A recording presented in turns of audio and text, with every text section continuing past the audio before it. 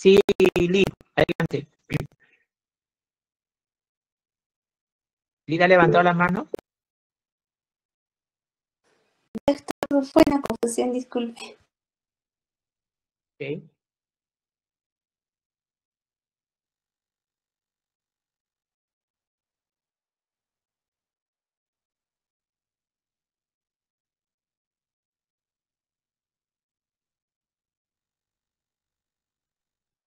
Bueno, vamos a continuar el día de hoy. Voy a preguntar cada 8 a 9 minutos a alguno de ustedes sobre lo que estamos evaluando. Y ustedes saben, han pasado por esta visualización. Les voy a pedir una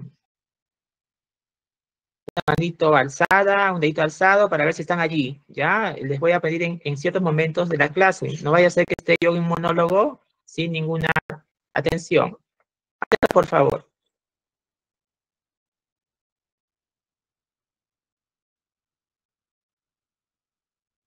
Estábamos en lo que es bronquiectasia. Les comentaba la fisiopatología de este síndrome que se da por inflamación necrosante de la mucosa bronquial. Es importante tener presente este ciclo de Cole, que se da por la inflamación, infección y necrosis de la mucosa bronquial o destrucción de la mucosa bronquial. Ustedes ven aquí en esta diapositiva una luz bronquial sana al lado izquierdo y una luz afectada por la bronquiectasia, en la cual vemos claramente cómo se desdibuja la luz bronquial. Y se da esto debido a mayormente a una infección, ¿no? Que genera este círculo vicioso que he mencionado.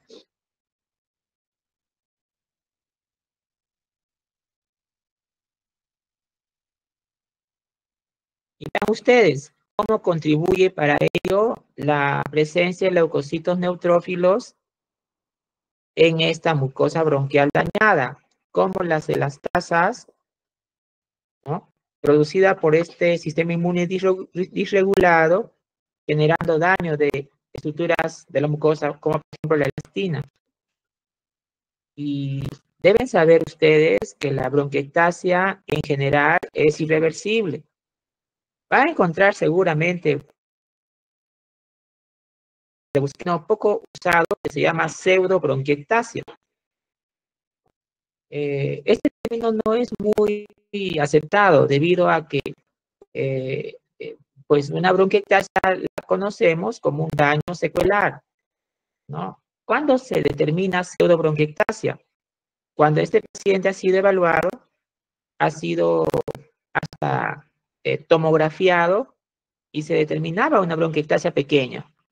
Pero pasado el tiempo y en alguna otra oportunidad, por alguna razón justificada, le vuelven a hacer la tomografía y ya no está la bronquiectasia, ya no está.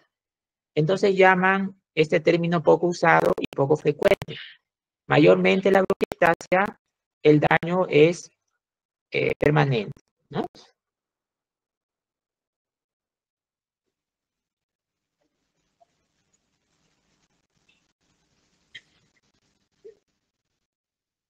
Ya habíamos comentado sobre la necesidad de fenotipar la bronquiectasia, ¿no?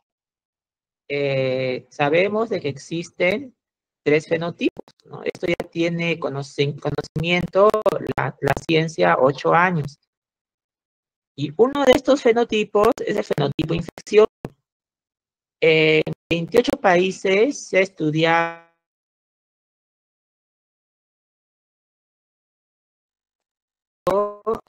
de las bronquiectasias. Y entra en este fenotipo infeccioso es la pseudomonas. Y otras bacterias también pueden encontrarse, pero el que no debe perderse de vista por su gravedad en algunos contextos clínicos es la pseudomonas. ¿Está bien? Entonces, en el fenotipo infeccioso, recordar, miren todos estos microbios que pueden estar presentes, ¿no? Pero la cabeza, esta microbiología infecciosa bacteriana, la Pseudomonas. Es bueno tener presente este punto.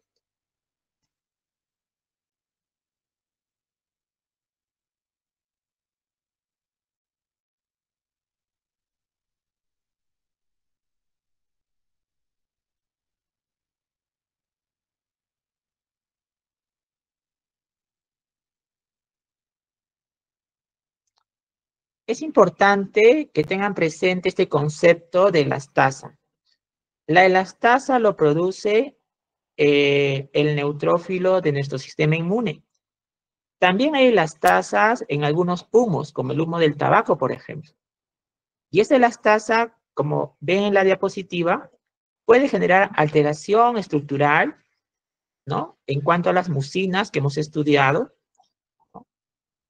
Alteración en la movilidad de los cilios, alteración en el reparo celular, ¿no? Activación de inflamación, ¿no? Y alteración en el sistema inmune en cuanto a su función. Y esto va a generar, pues, justamente este daño en la mucosa. Entonces, vean ustedes que la noxa injuriante puede ser una bacteria, en nuestro medio, tuberculosis. En pacientes predispuestos, por ejemplo, un paciente, como hemos visto en las prácticas, VIH positivo, un paciente diabético, ¿no? Que tiene un sistema inmune disminuido, se va a generar una inflamación. Esta inflamación, liderada por los neutrófilos, va a generar elastasas y otras citocinas que va a producir alteración en la cantidad de moco que se forma, alteración en la célula periciliar, y esa liberación de citocinas va a generar daño a nivel de la mucosa bronquial, que se va a expresar mayormente como bronquiectasia, ¿no? O algún grado de remodelamiento anatómico alterado.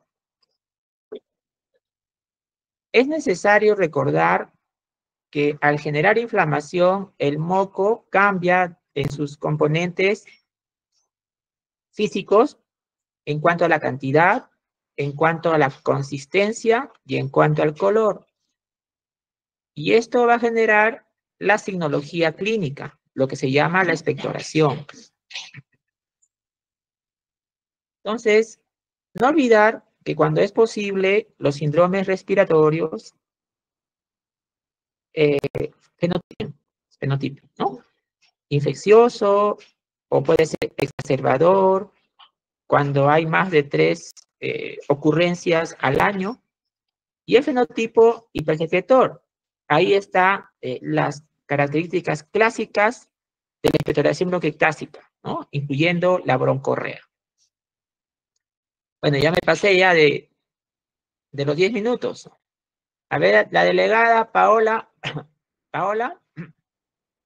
Sí, doctor, buenas tardes, aquí estoy. Paola, un favor, haznos recordar a la clase cuáles las características semiológicas de la expectoración bronquiectásica. De la expectoración bronquiectásica. Esta puede tener olor a yeso mojado. En la bronquiectasia con el fenotipo de hipersecretor, vamos a ver que va a ser de más de 100 ml. Vamos a ver que este va a ser de predominio matutino. Es en 3 capas. Esas serían algunas características. Claro, muy bien, gracias Paola. El fenotipo de la expectoración clásica semiológica es el hipersecretor.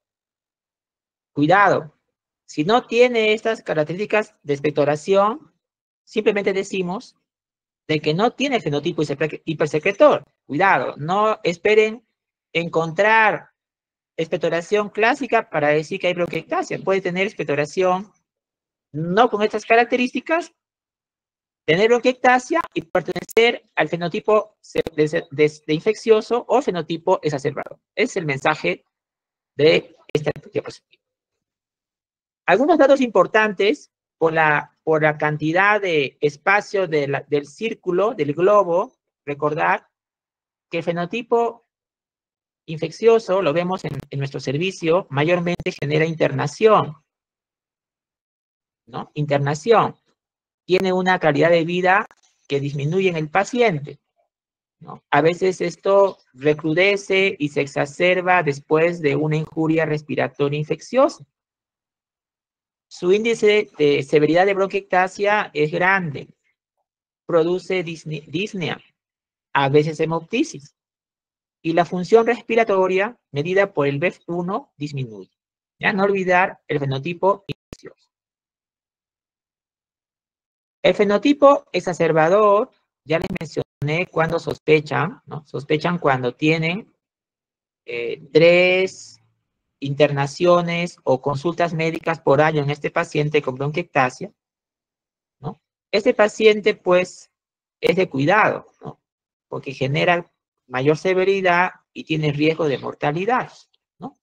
Mayormente se ven en el género masculino, adultos mayores, con bajo peso, le genera un síndrome de obstrucción de vía aérea, o sea, puede tener sibilancias, ¿no? Y a veces está acompañada de algunas comorbilidades, ¿no? En respiratorio a veces hablamos nosotros del comorbidoma. ¿Qué es comorbidoma? Todas las comorbilidades que podrían acompañar a un paciente respiratorio crónico.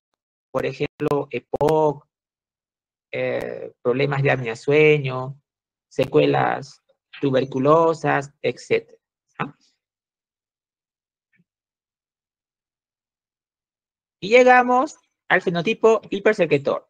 Entonces, vean ustedes, si uno menciona, ¿no? A ver, ¿dónde está?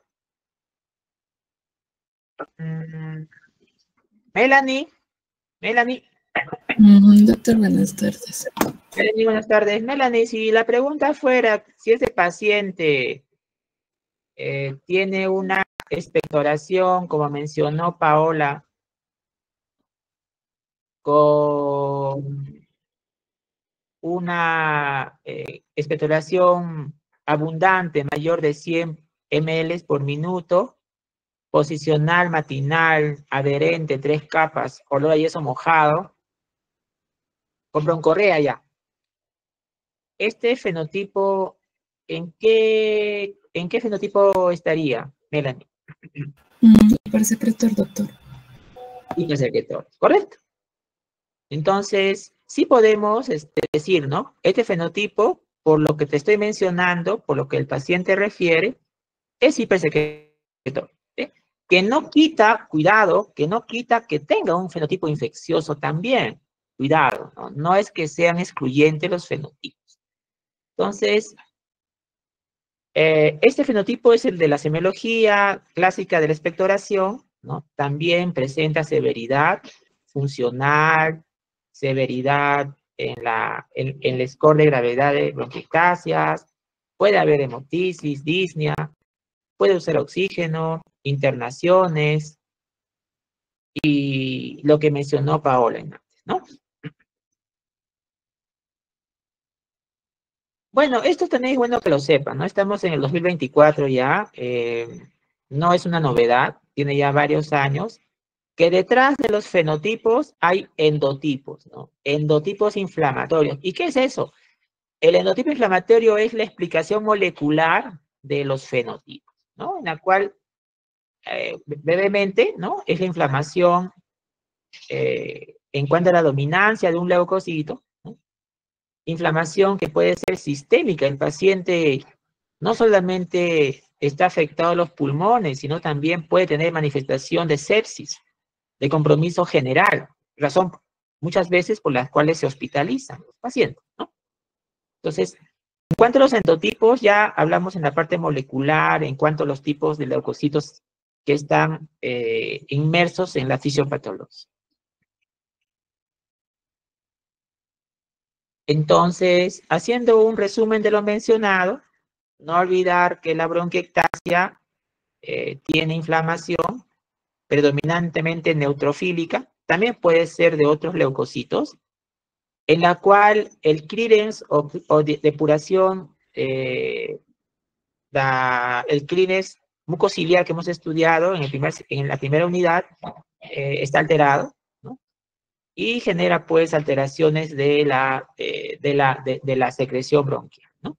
Causas, pueden ser causas congénitas, por ejemplo, hemos visto fibrosis quística. En la práctica, hace unos días atrás, un paciente con discineia ciliar primaria, ¿no? O adquirida debido a infecciones, en nuestro medio tuberculosis, ¿no? O cuando no conocemos la causa, decimos idiopáticas, ¿no? Y el sustrato fisiopatológico de todo ello, pues, es el moco alterado, ¿no? Que genera, pues, exacerbaciones, ¿no? Y la microbiología es variable, ¿no? Es importante tener presente que a la cabeza está la pseudomonas.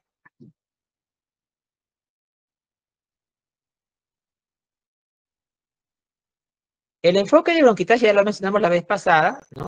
Cómo enfocamos una bronquiectasia en un paciente, una buena historia clínica nos da el diagnóstico aproximado.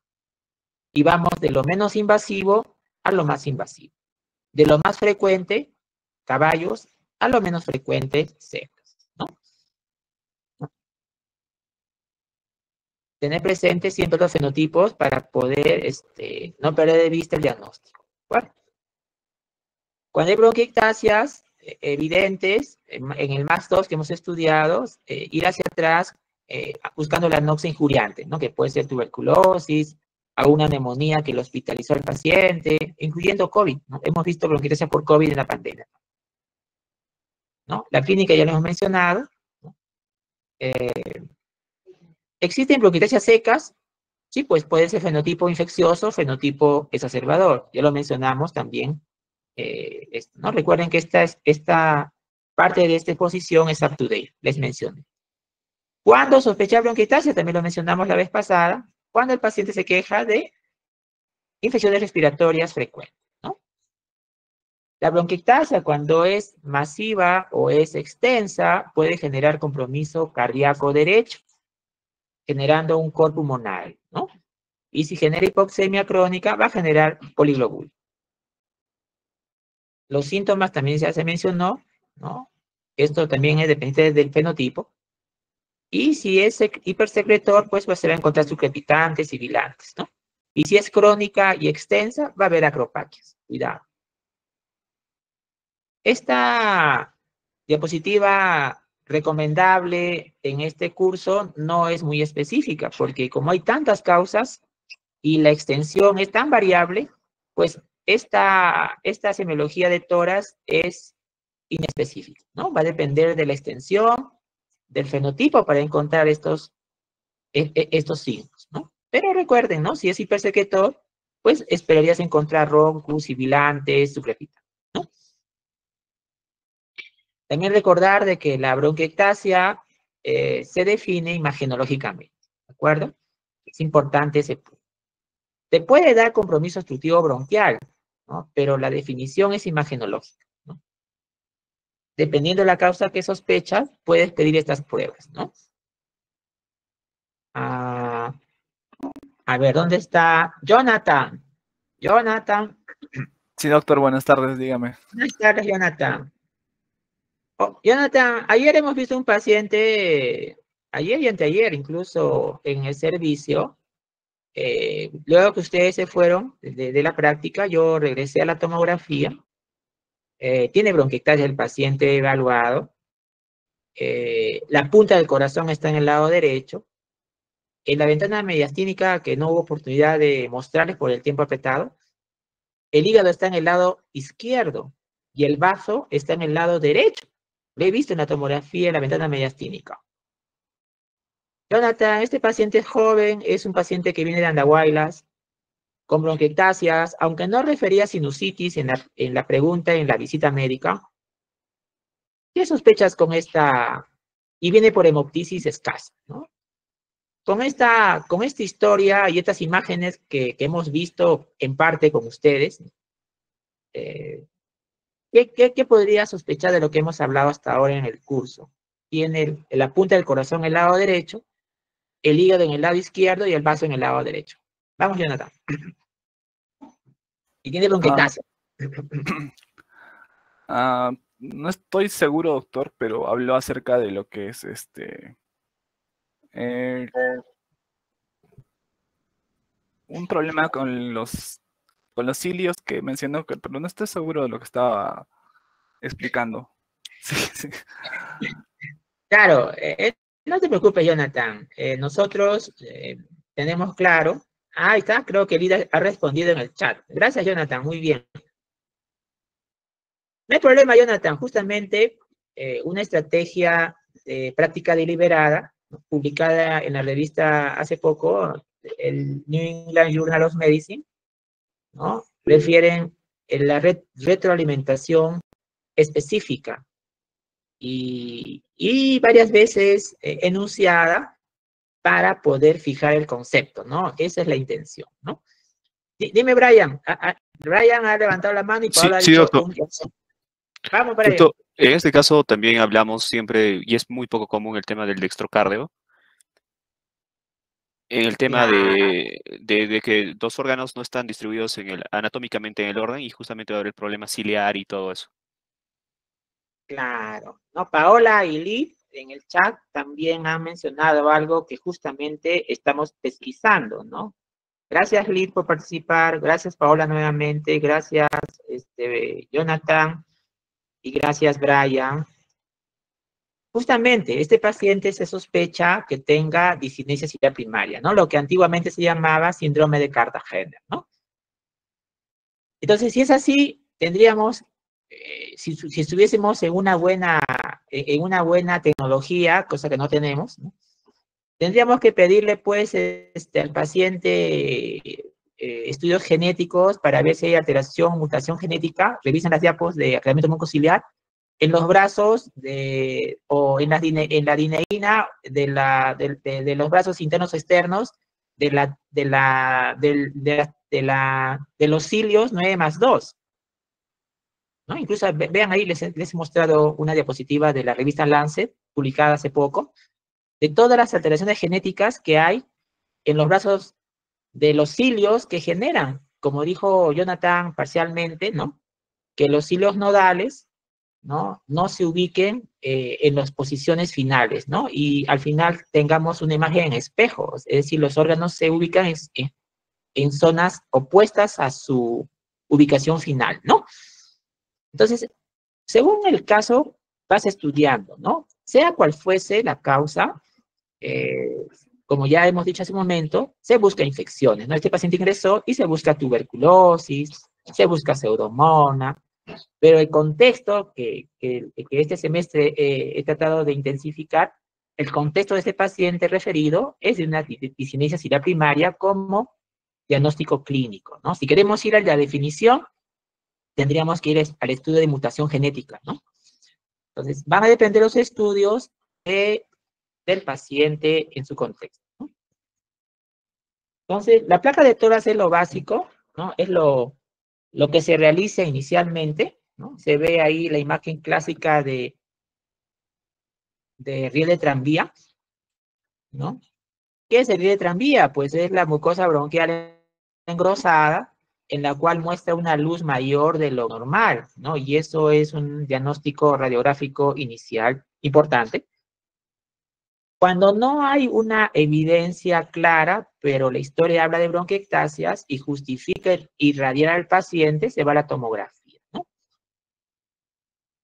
En la tomografía importa, para sacar provecho mayor, algunas bronquiectasias son más predilectas en ciertas áreas. Por ejemplo, los vértices dominan las tuberculosis, centrales aspergilosis, y en la parte inferior mayormente están las bronquiectasias que no se conoce la causa, ¿no?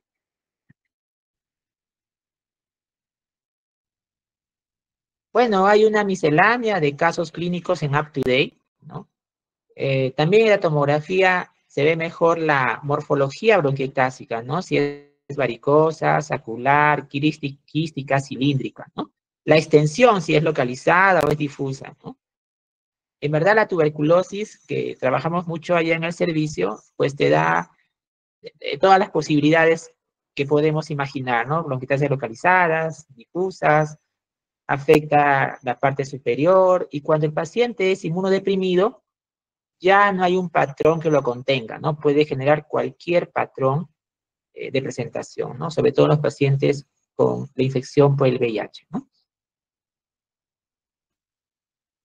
Hay casos clínicos que estudiamos en la práctica, en la cual cuerpo extraño puede generar bronquiectasias, ¿no? Genera una inflamación local y genera dilatación de la luz, ¿no? Se retira el cuerpo extraño y hay una mejoría en este paciente en sus síntomas, ¿no? Entonces, no olvidar también el término que hemos visto en una de los casos clínicos con los grupos que rotan en el servicio, la bronquiectasia por tracción, ¿no? Que es parte de toda la sinología imagenológica de la fibrosis pulmonar, ¿no? Una bronquiectasia por tracción es parte de una sinología de la fibrosis pulmonar. Algunas bronquiectasias generan obstrucción al flujo aéreo, es decir, silban, ¿no? Es usual encontrar pacientes hospitalizados con bronquiectasias con sibilancia. Y las pruebas funcionales determinan obstrucción. Y bien, voy a pasar al otro síndrome importante, sería el tercer síndrome que vamos a revisar, que es el síndrome broncopléjico. Este síndrome no es muy usado en las historias clínicas, ¿no? Es la oportunidad en la rotación recordarlo, ¿no? Y no significa que no exista, existe, solo que es no muy usado en las historias clínicas del hospital, ¿no? ¿Cuándo sospechar broncoplegia? En general, en todo paciente severamente comprometida la conciencia. Por ejemplo, un paciente en coma, ¿no? El síndrome broncopléjico, ¿qué significa? Que este paciente, ¿no? Su aclaramiento mucociliar y su aclaramiento de la tos están venido a menos debido a un severo compromiso de conciencia. Y este severo compromiso de conciencia es muy variable. Puede ser un paciente con una hemorragia cerebral extensa, un infarto extenso cerebral, un tumor cerebral que le ha generado coma, un traumatismo craneal grave, o también podría ser en un estado de anestesia profunda, prolongada, ¿no?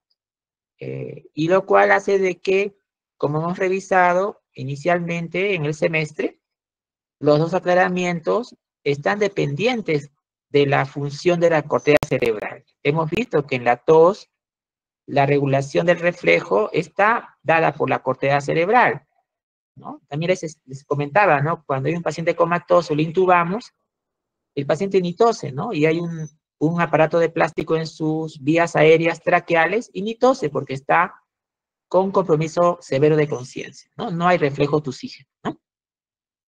Y el aclaramiento mucociliar, les mostré una diapositiva, un gráfico, en la cual está regulada neuralmente también ese movimiento de arrastre del moco formado normalmente de adentro hacia afuera. Entonces, si ambos aclaramientos están afectados en este síndrome broncopléjico, lo que va a ocurrir es que va a haber síntomas, ¿no? Porque este moco no drenado, no expectorado, la tos no funciona adecuadamente, no es eficaz. Entonces, esta acumulación de secreciones va a generar problemas, ¿no? Va a generar el paciente una suerte de obstrucción, va a haber sibilantes, va a haber expectoración, va a haber infección de esta expectoración, va a haber disnea, va a haber cianosis, ¿no? Entonces, es muy variable la semiología de todas según síndrome broncopléjico, va a depender de la dominancia de algunos de los síndromes que pueden ocurrir como complicación, ¿no? Y eso, añadido a que, como está en coma, no se mueve, está postrado, le va a generar congestión pulmonar y riesgo de embolia pulmonar. Se activa la triada de Bridgestone, ¿no? Entonces, este paciente con síndrome broncopléjico, ¿no? En las pocas horas o días va a generar insuficiencia respiratoria, va a generar condensación exudativa, generar obstrucción de vía aérea, puede generar atelectasia, puede generar estos problemas, ¿no? Y se va a manifestar en los síntomas que encontré, ¿no? Entonces, el diagnóstico es clínico, ¿no? La imagen radiográfica documentará el síndrome que estamos estudiando. Podría ser, pues, atelectasia, podría ser condensación exudativa, ¿no? Y la gasometría lo que va a confirmar es el grado de insuficiencia respiratoria de tipo 1, si es que el PCO2 está por debajo de 44, y de tipo 2, si está por encima de 44, ¿no? Bueno, un tercer síndrome, cuarto síndrome, es la bronquitis crónica. La bronquitis crónica, ¿de acuerdo? Vania. Sí, ¿Está doctor. Vania? Sí, usted. Vania, buenas tardes. Vania, estamos entrando a un cuarto síndrome bronquial. No nos hemos topado en esta rotación que ya acabó ayer con bronquitis crónica en nuestros pacientes evaluados, estudiados. ¿Qué concepto tienes? ¿Cuándo sospechas bronquitis crónica, Vania? Bueno, doctor, primero por los antecedentes del paciente, ¿no? Si me dice que tiene un antecedente de haber cocinado con leña, que no está en la imagen, o un fumador, pues ya nos haría pensar en una bronquitis crónica. Claro. Cuando sospechar bronquitis crónica, cuando el paciente tiene exposición a humos. Ah, bronquitis crónica, acabo de recordar que debo grabar la clase. A ver si estos 20 minutos que quedan grabaré. Bueno, nunca es tarde. Un ratito, por favor. Sabía que algo estaba pendiente. Bueno, mientras va cargando la grabación, la bronquitis crónica,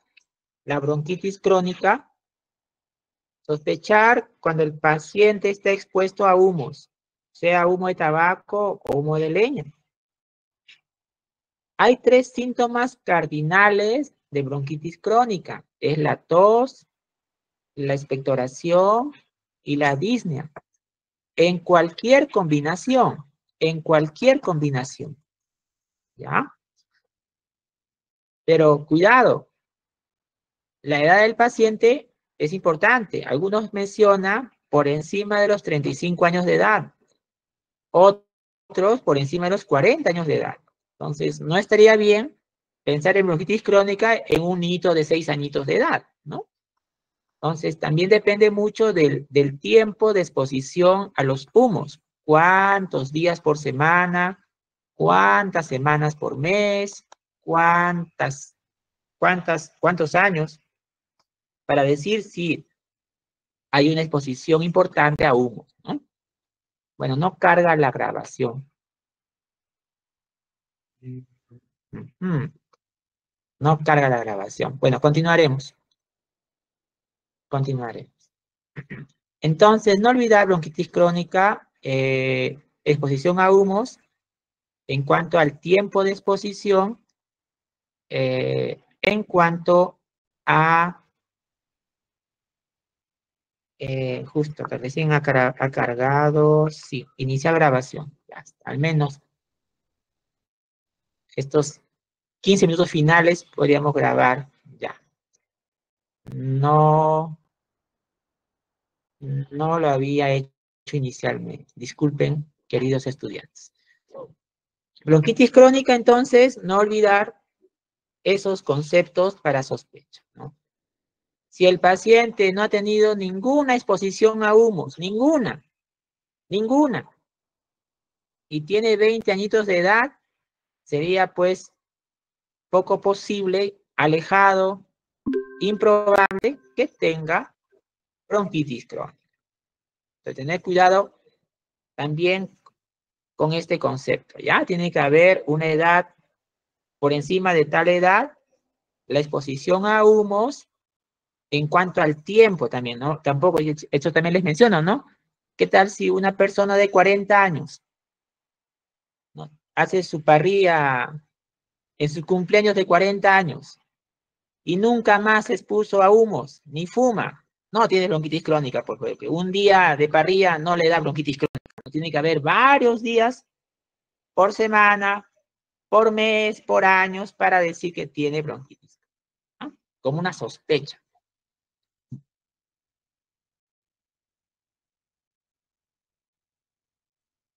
Entonces, no olvidar, en la bronquitis crónica hay limitación al flujo aéreo, ¿ya? ¿Cuándo sospechar por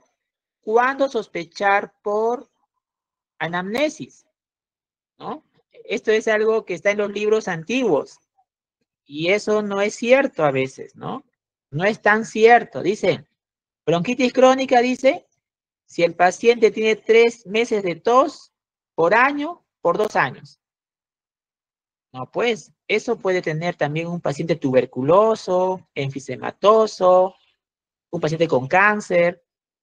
Entonces, el decir en los libros antiguos, lo que acabo de mencionar, 3 meses de tos por año por 2 años, no solamente eso lo tiene bronquitis crónica, también lo tienen los otros problemas que he mencionado, ¿ya?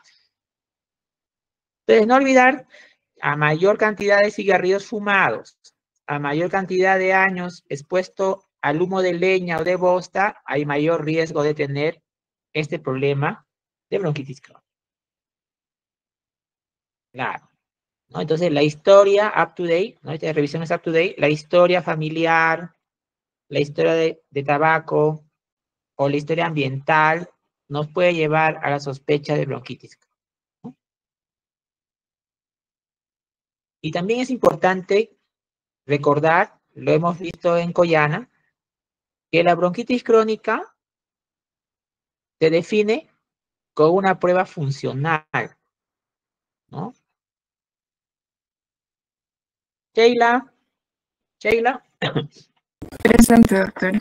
Sheila, ¿qué prueba funcional te define o te descarta bronquitis crónica? La espirometría. La espirometría, muy bien. Entonces, puede tener los síntomas, puede tener la exposición a humos, pero si la espirometría no te define, pues no es bronquitis crónica en su definición, ¿no? Entonces es importante también tener presente cómo definimos el +2, en este caso.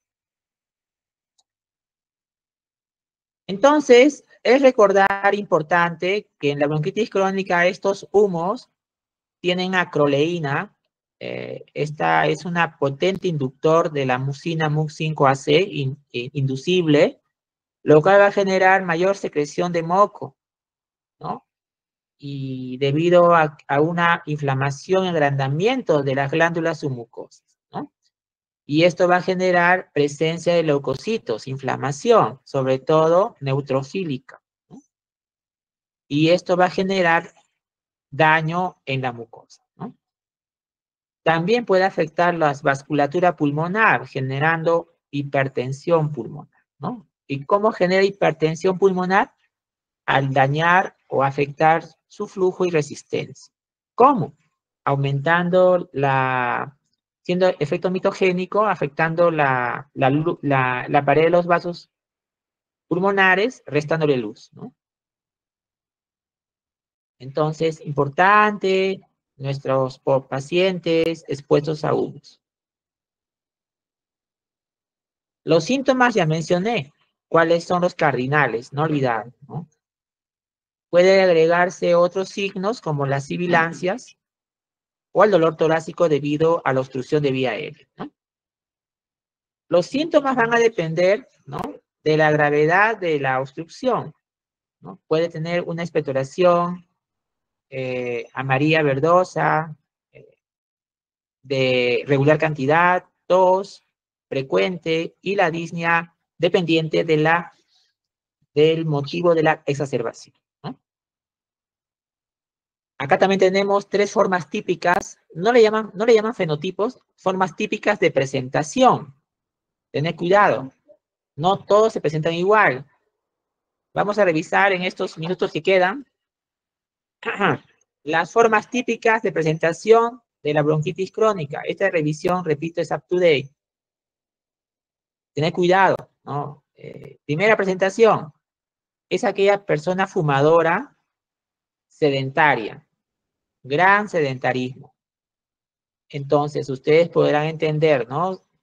Si esa persona está fumando mucho tiempo, está en sedentarismo extremo, ¿esperaríamos encontrar disnea en ella? Por supuesto que no. ¿Por qué? Porque no se mueve, pues. Está prácticamente en sedentarismo extremo. Entonces, no nos guía en el diagnóstico que no tenga disnea, ya que no se expone a esa función, ¿no? De estar en movimiento, digamos, de cierto grado de intensidad, ¿no? Entonces, este paciente sedentario no va a tener muchas quejas. ¿Por qué? Porque no se mueve, ¿no? A lo más tendrá un poco de tos, ¿no? Pero disnea, como no hay un estímulo, no lo va a tener. Cuidado con esta presentación. Además, les he mencionado, ¿no?, que los síntomas cardinales son 3 en cualquier combinación. No tienen que estar los 3 necesariamente. ¿Ya? La otra forma clínica es aquella persona que sí se mueve, se moviliza, ¿no? Entonces, esta persona tiene tos, tiene disnea, ¿no? Mayormente al esfuerzo inicialmente, ¿no? Que puede progresar a reposo si sigue exponiéndose al humo, y hay cierto grado de obstrucción bronquial, ¿no? Se puede dar ya la producción de esputo, ¿no? Que mayormente es en las mañanas, pero puede ser de todo el día, ¿no? No llega a ser broncorrea, es de un carácter mucoso, pero se puede volver purulento por la infección sobreañadida en la exacerbación, ¿no? Claro, lo que vemos en la figurita de la parte superior del lado derecho es el grado de estadio final, estadio avanzado, que es el famoso abotagado azul. Abotagado azul, ¿por qué es abotagado azul? Esta pregunta es importante, ¿no? A ver, Nacheli,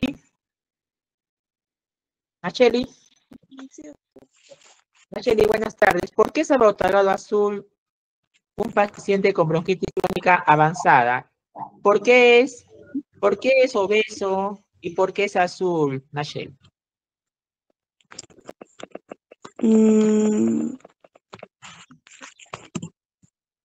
Algo he podido decir inicialmente en esta forma de presentación.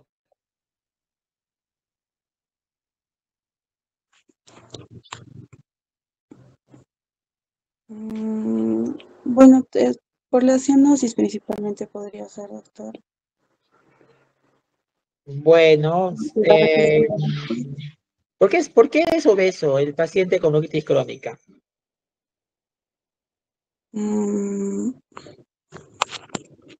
Avanzado, digo.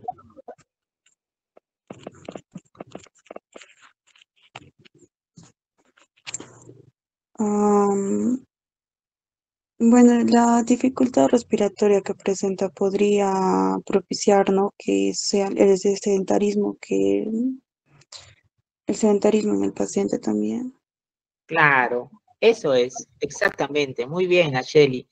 Que al tener disnea el paciente, pues hace sedentarismo, ¿no? El sedentarismo, si no hay un ejercicio fisiológico, este paciente va a ganar peso y va a generar sobrepeso u obesidad, ¿no? O el sedentarismo debido a la limitación de esfuerzo para que no le genere disnea. Y está azul porque está cianótico debido a la obstrucción al flujo aéreo, ¿no? Y está abotagado, puede estar abotagado, que es un término de congestión, debido a que la bronquitis crónica, como vamos a ver de acá un ratito, ya para terminar, puede generar el compromiso cardíaco derecho y un cor pulmonar, ¿no? Muy bien.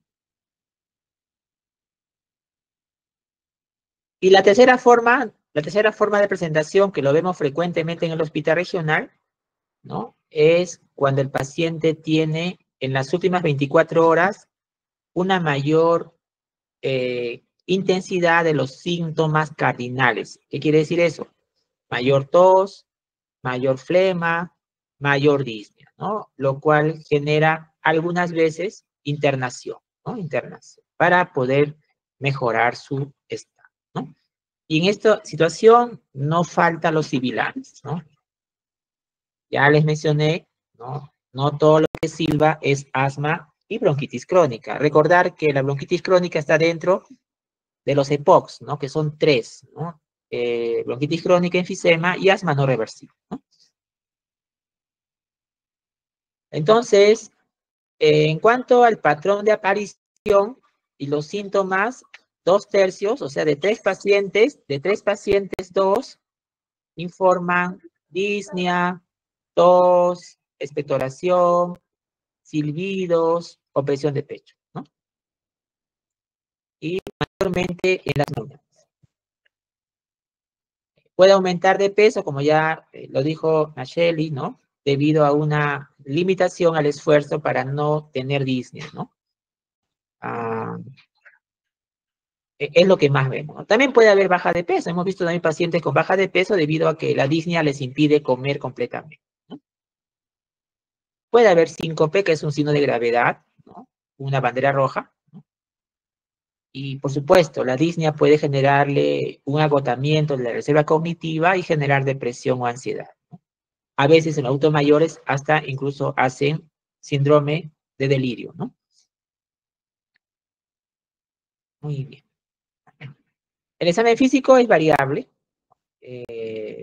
Si está en los estadios iniciales, pues no va a haber ninguna alteración evidente, pero si está con esa observación, puede encontrarse sibilancias, ¿no? Expiración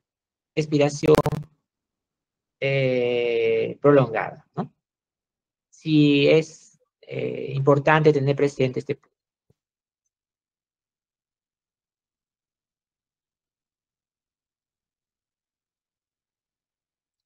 Bueno.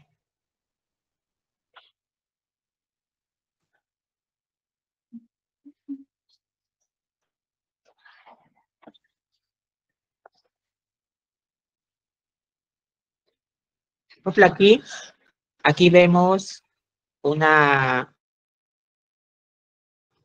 diapositiva donde podemos encontrar en algunos pacientes, esto es contextual, ¿no? Puede haber cianosis, asterixis es debido a la hipercapnia que puede tener el paciente, ¿no?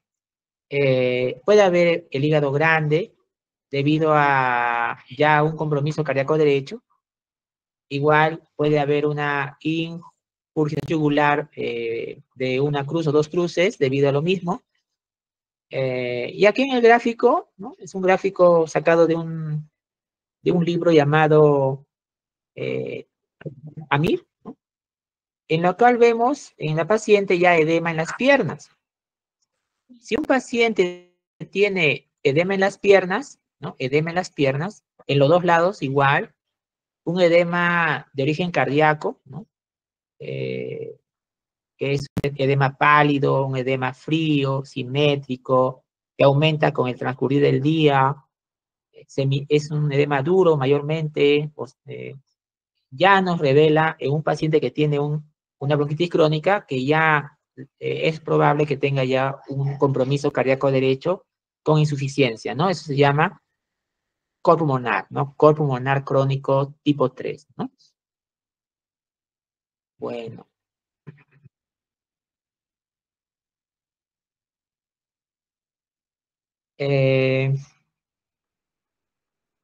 Creo que esta va a ser la última diapositiva en honor al tiempo. Puede haber manchas amarillas en las uñas debido al tabaco empedernido que puede tener el paciente. No olvidar que las uñas amarillas no solamente es por tabaco, hay otras razones también, ¿no?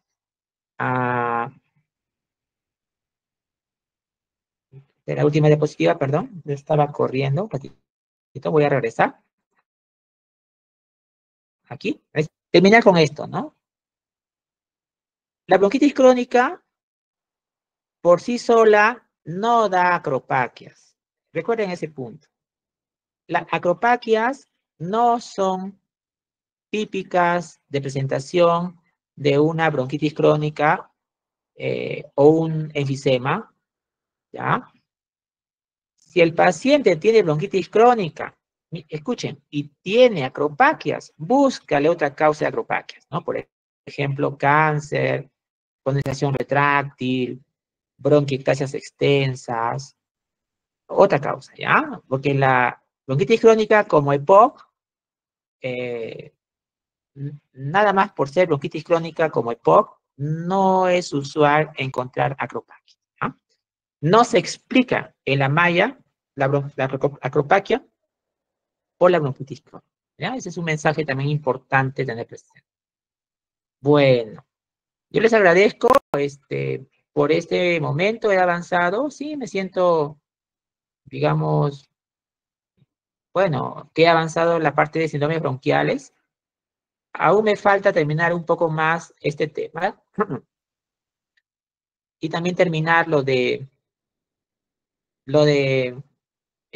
obstrucción de vía aérea para pasar a condensación exudativa. La próxima semana, el próximo miércoles, continuaremos con lo programado para el día de hoy, es decir, los dos casos de concordancia de guión del grupo de bronquiectasias y el grupo de condensación exudativa, ¿no? Resolución individual y resolución en pizarra de los grupos. Expone derrame pleural, el grupo expositor de derrame pleural expone, sí o sí. Incluso ya, si tengo la oportunidad, le tomo el test de concordancia a derrame pleural también ese mismo día. Ese mismo día va a haber 3 test de concordancia. Y una vez, sí, prepárense para 3 test de concordancia, 9 preguntas, 3 por cada exposición. Y resolución de los 3 grupos de ellos, ¿no? Y si es posible, si tienen ustedes esa media horita valiosa para mí, de empezar 3:30 y seguir con mi avance tutorial. Sería la programación para la próxima semana. Bueno, buenas tardes, jóvenes, gracias, que tengan un bonito día. Hasta luego. Hasta luego, doctor, gracias. Hasta luego.